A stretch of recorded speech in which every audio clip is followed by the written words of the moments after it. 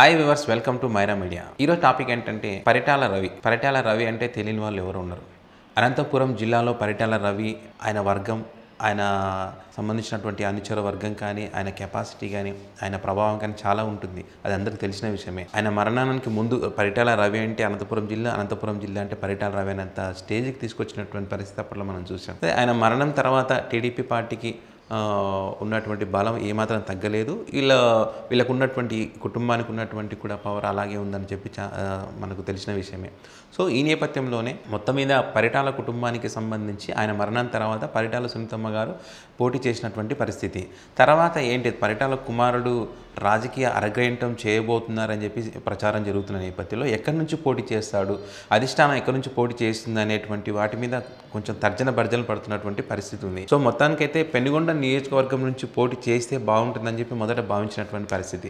ఎందుకంటే అక్కడ స్థానికంగా ఉన్నటువంటి టీడీపీ ఎమ్మెల్యే పార్థసారథి కొంత వ్యతిరేకత ఉన్నటువంటి నేపథ్యంలో అక్కడ అభ్యర్థిని మార్చడం వల్ల పరిటాల శ్రీరామ్ని అక్కడ పోటీ చేయించడం ద్వారా వారికి సాంప్రదాయంగా ఉన్న ఓటు బ్యాంక్ కానివ్వండి, టీడీపీకి ఉన్నటువంటి ఓటు బ్యాంకు, ఆ రెండు కూడా కలిసి వచ్చే అంశాలని చెప్పి మొదట భావించారు.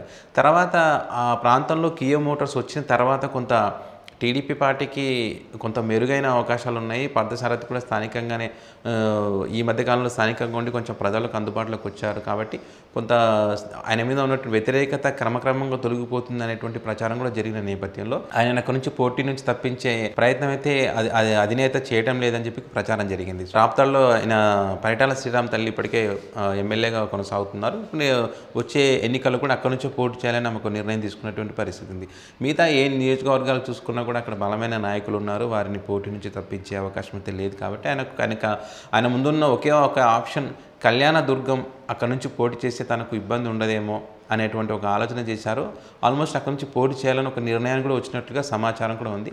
మరి అది అధినేత ఎలాంటి సంకేతాలు ఇస్తాడు, అసలు ఆ పార్టీ టికెట్ ఇస్తాడా ఇవ్వడా, మరి అక్కడ ఉన్న ప్రస్తుతం ఉన్నటువంటి హనుమంతరాయ చౌదరి కూడా అక్కడ పోటీలు గతంలో 22,000 మెజార్టీతో గెలిచినటువంటి పరిస్థితి ఉంది.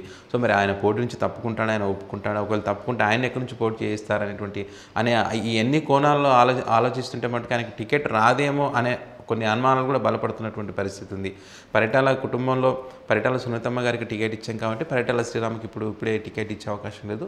వచ్చే ఎన్నికల్లో మళ్ళీ అంటే 2024లో ప్రయత్నం చేద్దాం, ఇప్పుడైతే వద్దనేటువంటిది కూడా కొంత చర్చ జరుగుతున్నటువంటి పార్టీ నేతలు చర్చలు జరుపుకుంటున్నటువంటి పరిస్థితి అని చెప్పి సమాచారం.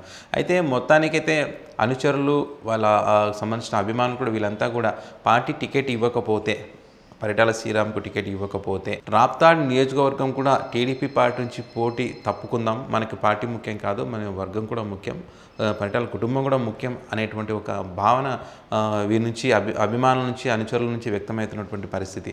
ఒకవేళ ఇవ్వకపోయినా పర్వాలేదు, స్వతంత్రంగా మనం అనుకున్న స్థానాలు ఏవైతే అక్కడి నుంచి పోటీ చేయాలని చెప్పేసి అభిమానులు కానీ అనుచరులు వీరిపైన ఒత్తిడి తీసుకొచ్చినటువంటి పరిస్థితి ఉంది. మరి వీటి మీద టీడీపీ అధినేత చంద్రబాబు నాయుడు ఏ విధంగా స్పందిస్తారు, మరి ఆయనకు టికెట్ ఎక్కడి నుంచి అయినా కేటాయించే అవకాశం ఉందా, మొత్తానికైతే అనంతపురం జిల్లా ప్రాంతంలోనే ఏదో ఒక నియోజకవర్గం నుంచి పోటీ చేయాలని మాత్రం గట్టిగా ఉన్నారు. వేరే ఏ ప్రాంతం, వేరే ఏ జిల్లా కూడా వెళ్ళే ఆలోచన లేదనేటువంటిది అందరికీ తెలిసిన విషయమే. రాజకీయంగా ఆయన ప్రవేశం ఈ ఎన్నికల్లో ఉంటుందా, లేకపోతే వచ్చేసరికి వాయిదా పడుతుందా, మరి వీరు స్వతంత్రంగా పోటీ చేస్తారా ఏందనేది రానున్న రోజుల్లో తేలుతుంది. Thank you.